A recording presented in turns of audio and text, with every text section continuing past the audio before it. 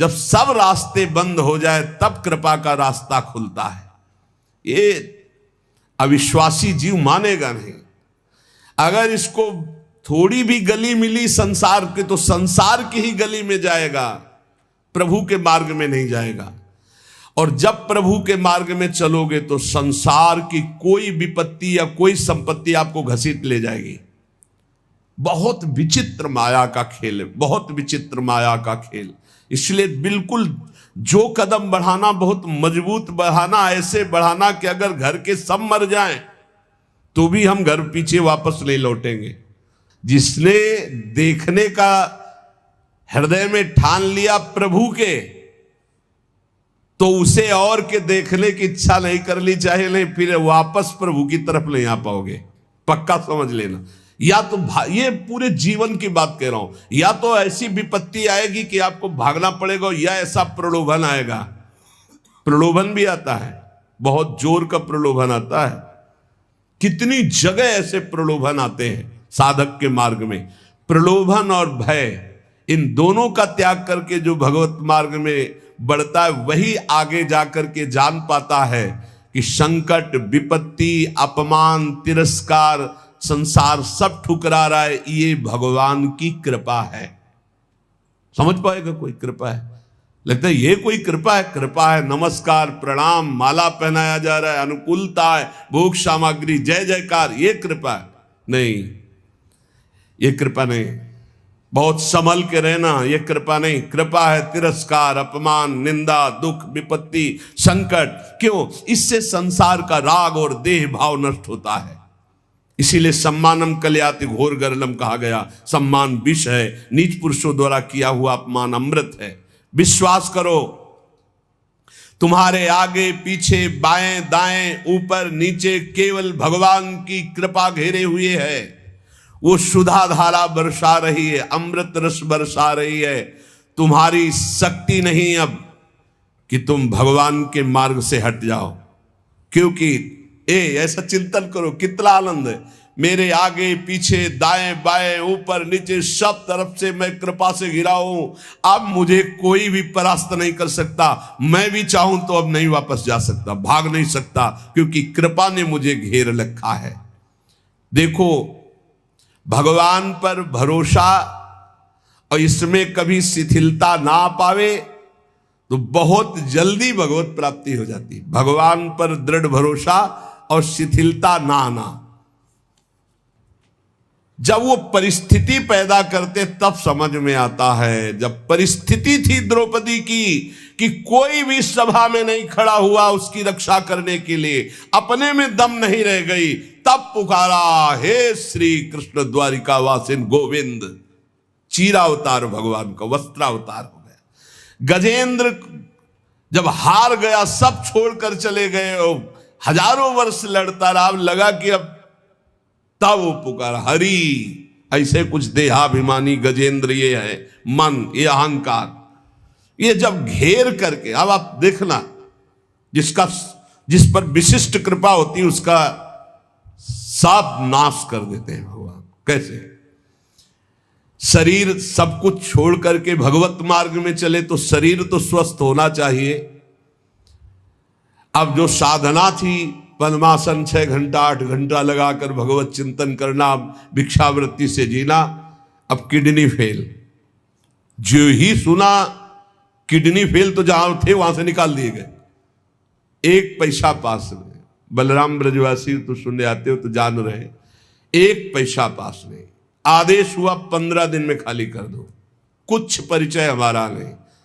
जब वो 15 दिन के, हमका 15 मिनट, हम तो भगवत आश्रित है। रोड में राधा वल्लभ जी के सामने झोला लेके बैठे, हाँ मालिक अब बताओ कहाँ। बस इतनी प्रार्थना कि अब काशी वापस न जाना पड़े प्रभु, क्योंकि धाम के बिना हम जी नहीं सकते। आप उस परिस्थिति को झांक भी नहीं सकते कि क्या स्थिति उस समय। अब साधन ये तो केवल भगवत कृपा से बैठे हैं, हम कोई थोड़ी बैठने लायक है। ये जो बैठकर सत्संग हो रहा है केवल कृपा से हो रहा है, किडनी बैठने लायक नहीं है। वर्तमान में इस समय जैसे आग रखी हो ऐसे जल रही, पर उसका भान केवल श्री जी के प्रताप से नहीं, फेल किडनी से ऐसे नहीं बैठा जा सकता कि इतनी देर बैठ करके प्रवचन किया जा सके, ये नहीं, ये सब अलौकिकता केवल कृपा से हो रही। सर्वनाश स्थिति, स्थान हटा दिया गया, शरीर अस्वस्थ, घोर अस्वस्थ, व्यवस्था पूरी भंग। अब लगा एक, अभी हम समझते थे हम शरणागत हो गए, बचपन से शरणागत हैं। शरणागति बचपन से शुरू हुई, आत्मसमर्पण, और वो होते होते होते होते तब समझ में आया कि अब आत्मसमर्पण पूर्ण हो रहा है। कैसे पूर्ण हो रहा है? अब कुछ नहीं बचा।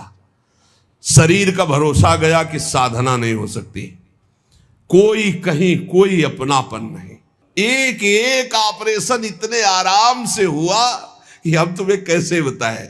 आराम, हर हमें कभी लौट कर जिंदगी में जन्मभूमि नहीं गए, जिस दिन से निकले आज तक। कानपुर अस्पताल में गए थे, कानपुर से तो बहुत दूर ग्राम, कभी नहीं गए, लेकिन एक आशा, एक छोटी सी झीनी रेखा आशा की, कभी तो है ना भगवान, उसका भी कोई नहीं तेरा। तो वृंदावन, वृंदावन, हमें तुरंत ले चलो वृंदावन।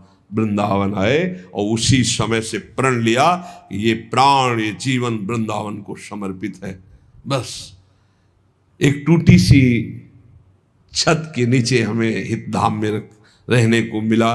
वो पत्थर टूटे, कभी भी गिर सकते थे, ऐसे छोटी सी, सीधा लेटो तो पैर नहीं, दीवार में ऐसे थोड़ा सिकुड़ना पड़ेगा, और अगर ऐसे लेटो तो बस पैर फैला के एक बीता, बस इतनी, आगे कोई बारिंदा नहीं, आगे कोई, वो तो बाद में। ऐसा कष्टपूर्ण जीवन। अब वो आर्त भाव अंदर से जो प्रकट हुआ, हे प्रभु अब तो मैं किसी काम का नहीं, वहीं से बात बन गई। साधना वैसे तो सब चल, लेकिन जो शरणागति की बात आई, जो ठसक की बात आई, जिस ठसक में आप लोगों को हम कहते हैं भगवत प्राप्ति, ये जो हम बोलते हैं ना, ये केवल बोलते ही नहीं है। हाँ, ये बोलते ही नहीं है, बहुत बढ़िया मजबूत नौका मिल गई, खेवैया बहुत चतुर है, आज तक उस खेवैया की नाव में बैठने वाला कोई डूबा नहीं। श्री हरिवंश प्रताप नाम नौका, निज खेवक, भवसागर सुख तरत निकट, हरिवंश जो सेवक। यहां बहुत समझ के, जहां जहां हमारी आसक्ति है उसका राग नष्ट होगा, पक्का पक्का नष्ट होगा। जहां हमने सोचा कि ये मेरा है, वही मेरी प्रियाजू ने ऐसा ऑपरेशन किया कि पूरा गुणा लगा दिया और दिखाई दिया कि नहीं नहीं, ये भूल मत कर, तू किसी का नहीं, तेरा कोई नहीं। भगवान जिस पर विशिष्ट कृपा करते हैं उसके सब सुविधाओं का, ऐश्वर्य का, संबंधों का नाश कर देते हैं। एक बार वो तड़पता है, रोता है, दुखी होता है, जैसे ऑपरेशन, बस ये ऑपरेशन है, सीधे समर्पित हो जाओ। नहीं, अगर वो समर्पित करवाना चाहते ना तो बड़ा ऑपरेशन होगा, मेजर ऑपरेशन, छुटपुट ऑपरेशन नहीं होता, मेजर ऑपरेशन होता है।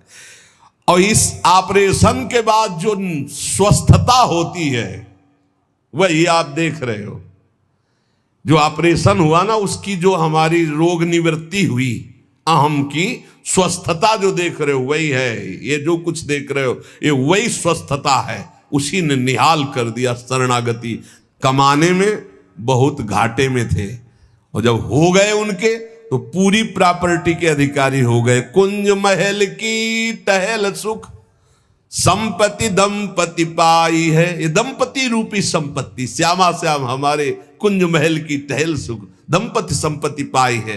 जैसे रूप लाल हित प्रीति सो, जो 84 गाइए। श्री प्रियालाल के गुण गायन, प्रियालाल के आश्रित, प्रियालाल के नाम जप, प्रियालाल की सेवा, अपार सुख मिल गया केवल शरणागति पुष्ट होने पर। ये कभी नहीं हो, न साधन का, अहंकार का कोई गुंजाइश है नहीं। क्या साधना, मरा हुआ आदमी उससे जो करवा रहे। अब हम कह सकते कि हम प्रवचन करते हैं, ये बोलने की क्षमता नहीं, प्रवचन क्या करते हैं? तो श्री जी करवा रहे, स्पष्ट हम देख रहे हैं।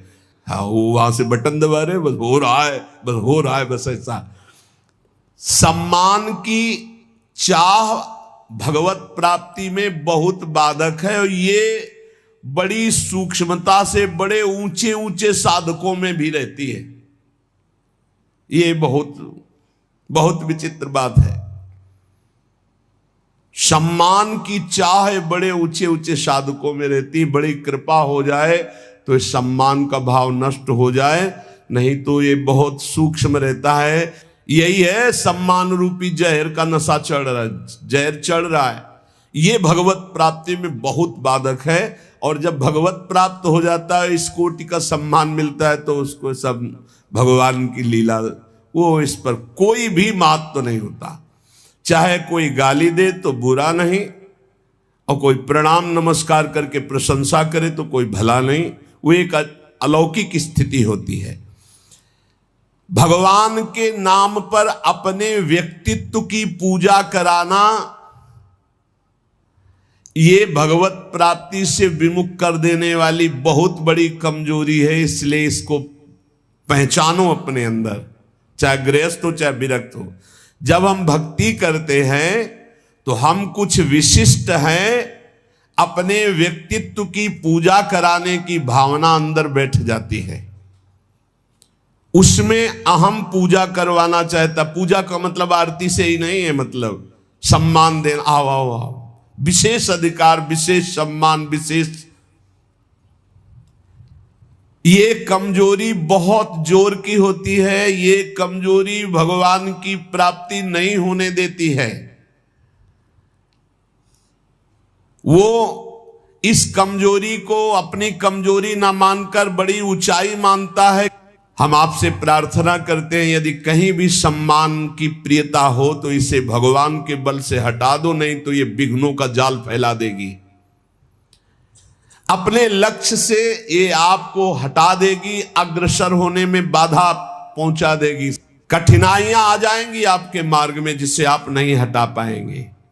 इसलिए आपसे अनुरोध है कि यदि कहीं किसी के अंदर भजनानंदी सुनने का, अपने को बड़ा भगत है ऐसा सुनने का, मान सम्मान पाने का, तो इसका त्याग कर दो, बहुत जल्दी आनंद की प्राप्ति होगी। जब मनुष्य केवल संसार के अनुकूल भोग पदार्थों की प्राप्ति में भगवान की पूजा का फल मानता है तो बड़ी भारी चूक कर बैठता है। पहला, सम्मान, अपनी पूजा करवाना, अहम की प्रतिष्ठा का निषेध। अब यहां कह रहे हैं कि जब कोई उपासक अपने जो चाहा वो हो गया, इसमें भगवान के भजन का, भगवान की पूजा का, भगवान की कृपा का फल देखता, मैं जो चाहता हूं हो जाता है, बोले भारी भूल हो रही है। ये भूल आपको भगवान से विमुख कर देगी।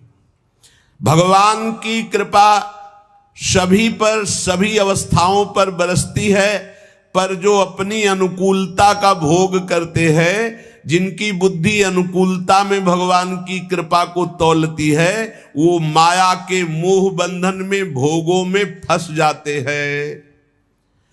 भोगों में फंस करके फिर उनका भजन लुप्त होने लगता है, फिर भजन मार्ग गुप्त हो जाता है। भजन मार्ग कहां प्रकाशित होता है? यहां हृदय में। हृदय में भजन मार्ग प्रकाशित होता है, बाहर दौड़ना भजन मार्ग नहीं। हृदय में अंतर्मुख होकर के निरंतर अपने परमात्म चिंतन में लगे रहना। सबसे बड़ी गलती है भोगों की, मान की, अनुकूलता प्राप्त होने पर भगवान की कृपा मनाना। कभी मत मनाना, नहीं तो जहां प्रतिकूलता आई तो कोसने लगोगे प्रभु को।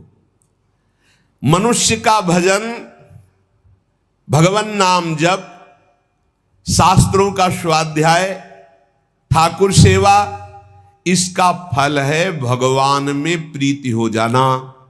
इसका फल है दुख सुख लाभ हानि मान अपमान में समान स्थिति रहना। दुख सुख लाभ हानि मान अपमान में समान स्थिति रहना, यह भजन का फल है।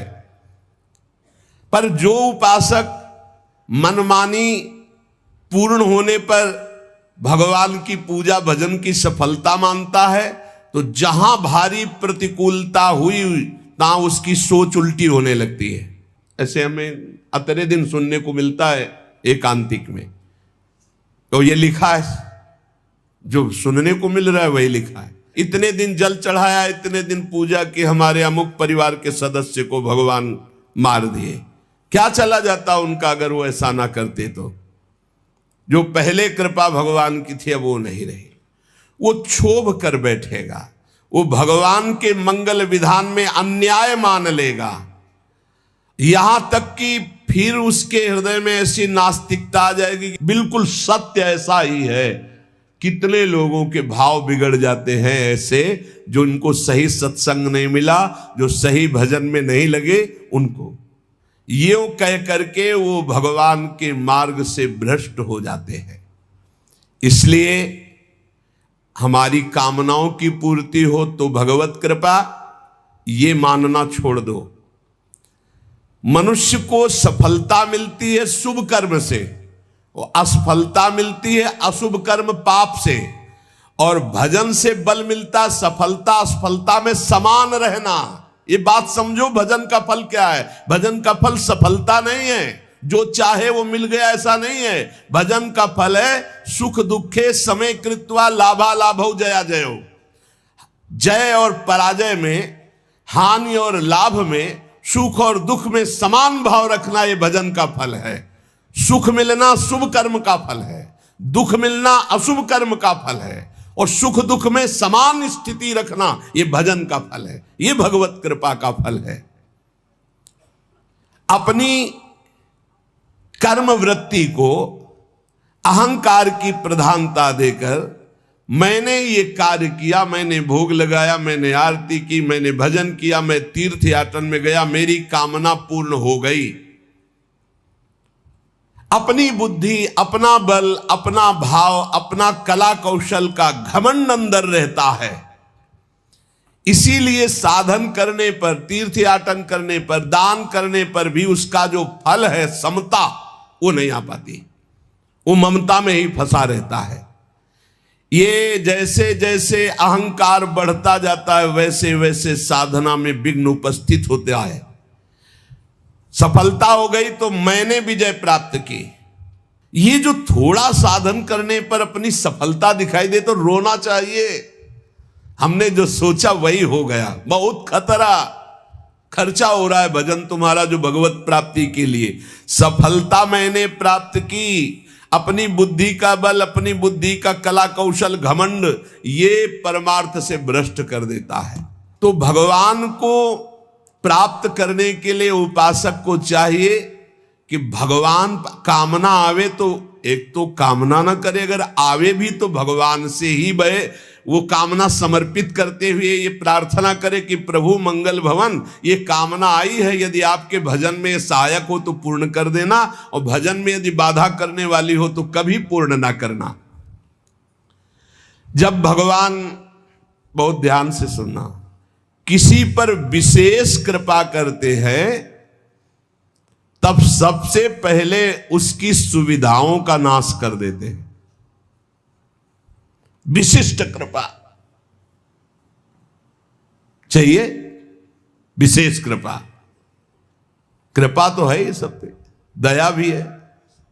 विशिष्ट कृपा चाहिए तो कह रहे जिस पर कृपा करते हैं तो सबसे पहले उसके सब व्यवस्थाओं का नाश कर देते हैं।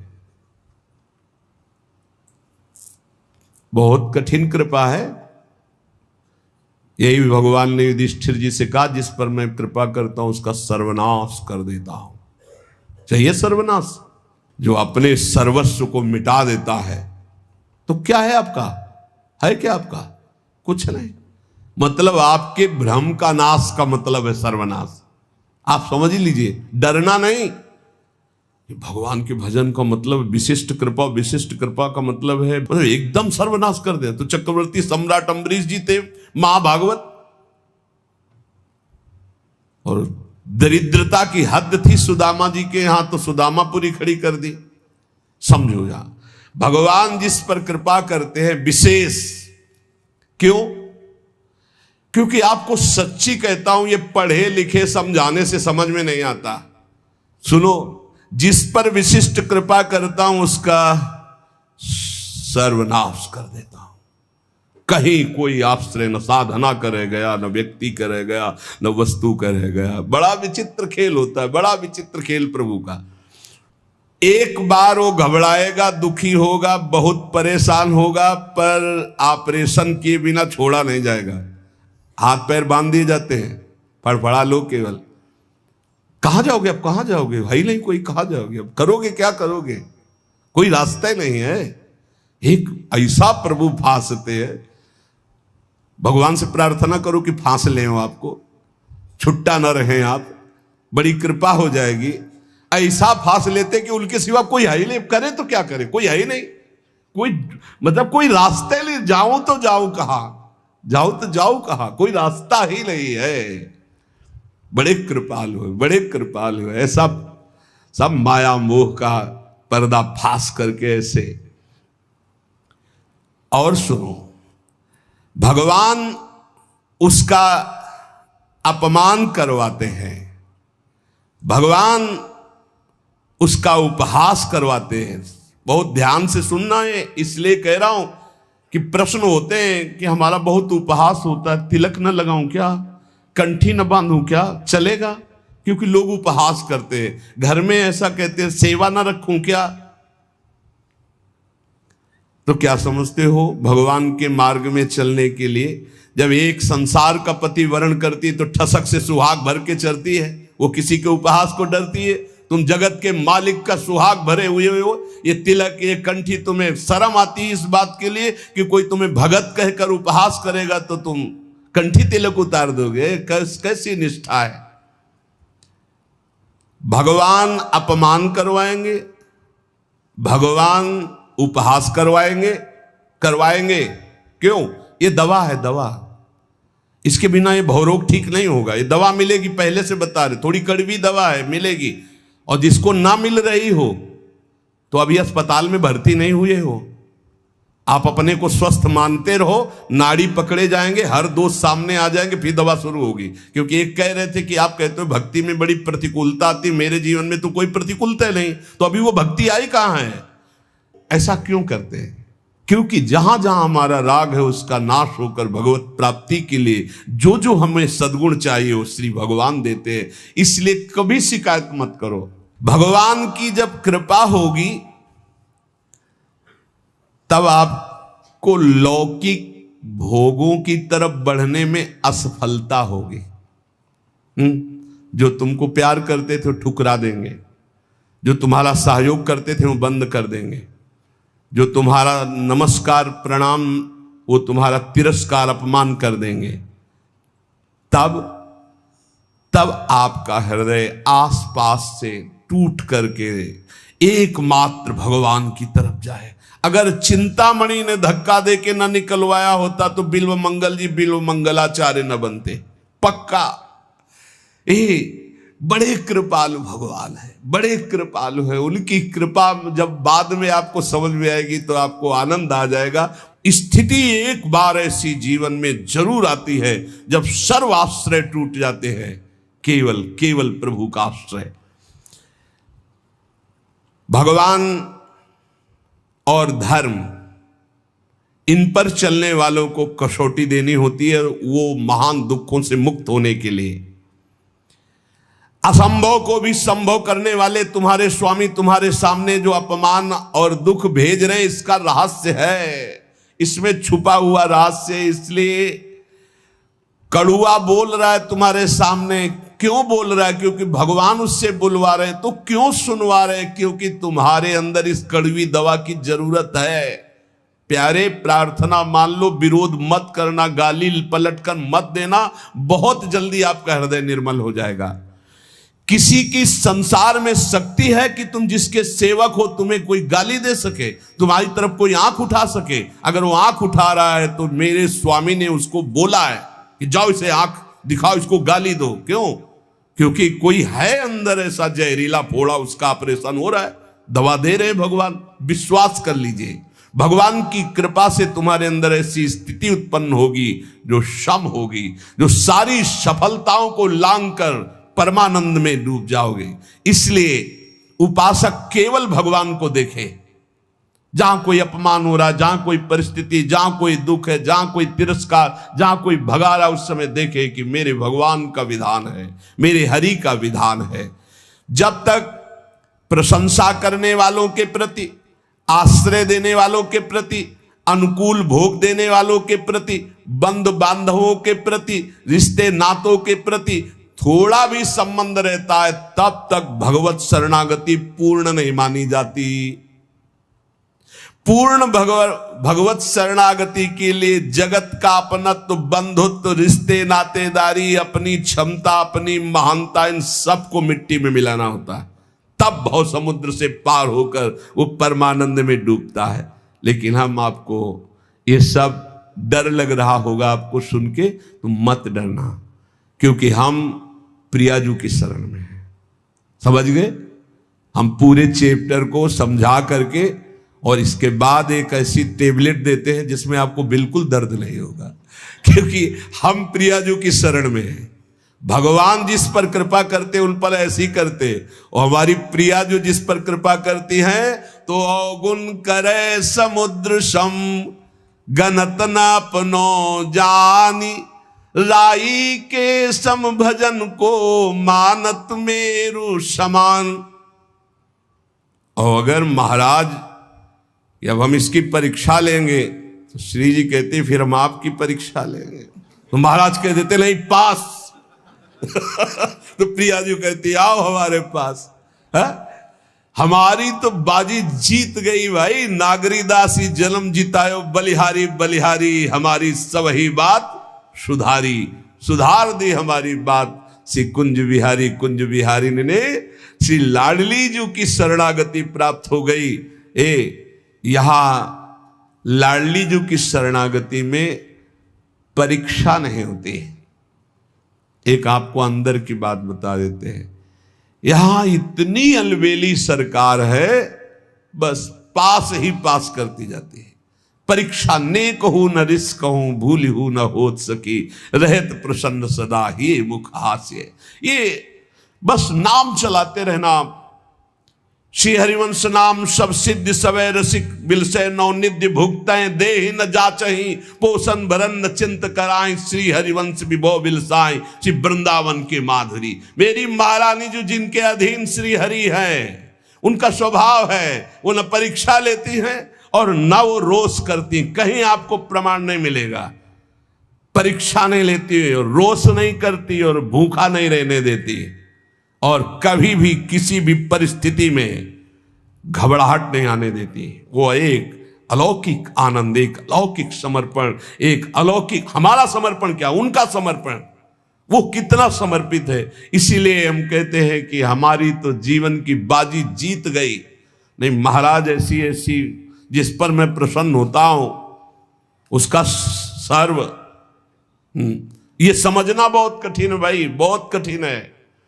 और महारानी जो हर समय प्रसन्न ही रहती, जिस पर मैं प्रसन्न होता हूं, जिस पर मैं कृपा दृष्टि करता हूं, और हमारी श्री जी कृपालुता, दयालुता, करुणा की समुद्र है। कभी भी कैसे पापी क्यों न हो, हरिवंश नाम जो ले, अलक लड़ेती रीझ के महल खवासी दे। ए भाई, इसीलिए राधा राधा राधा राधा राधा, ये पिता है, ये कभी भी चपत लगा सकते हैं, लेकिन अगर माता के आंचल में छुप गए तो ऐसे करके फिर ऐसे जब देखती है तो पिताजी भी मुस्कुरा के वापस हो जाते हैं। ये होता है ना, अनंत माताओं का वात्सल्य हमारी प्रियाजू में है। जो लालजू कहते हैं बहुत ही उद्दंड है, गीता में समझाया, भागवत में समझाया, समझता ही नहीं है, संत गुरु वाक्यों से समझाया फिर भी नहीं समझ रहा, अब इसको दंड देना पड़ेगा। तो श्री जी कहती है अच्छा, ये राधा राधा कहता मेरी शरण में फिर भी अनुलिख्या अनंतान तदपराधान मधुपति, रजिस्टर फाड़ दो इसका, रजिस्टर फाड़ दो इसका, रजिस्टर नहीं रहना चाहिए, क्योंकि ये श्री जी का शरणागत। विश्वास कर लो हमारी बात पे, हम किसी ठसक पे बोल रहे हैं, किसी कर्तव्य भाव में नहीं, ठसक पे बोल रहे हैं। महारानी जी की शरण में जो है, लाल जो महाराज निहाल कर देते हैं, अपने शरणागतों से भी बढ़कर निहाल। इसीलिए न देवैर न ब्रह्माद्यैर न खलु हरिभक्तैर न सुहृदा न सुहृदा दिवीर यद्वै राधा मधुपति रहस्यम सुविदितम। ये वृंदावन की महारानी जी के अद्भुत महिमा, हम सब उनकी शरण में है। और ये दो नहीं है, एक ही है, पर ये दो रूप धारण किए हुए हैं, एक रसदात्री और एक रस धारण लालजू महाराज रसपान करने वाले, रस धारण करने वाले और रसदात्री श्री प्रिया जो एक ही तत्व दो रूप, तो महान करुणा समुद्र श्री लाडली जो महाराज हैं। किसी ने कहा कि राधा राधा तो ब्रज में सफल हो सकता है, बाहर इतनी आधुनिकता है कि राधा नाम में प्रीति होना संभव है। यदि आप ब्रज से संबंधित नहीं हो तो राधा नाम सुनने को ही नहीं मिलेगा, राधा नाम का परिचय ही नहीं मिलेगा। और अगर परिचय मिल गया तो जहां भी हो आप, आपका संबंध हो चुका है राधा नाम से, आप खुद देख लेना इसका प्रभाव राधा नाम का।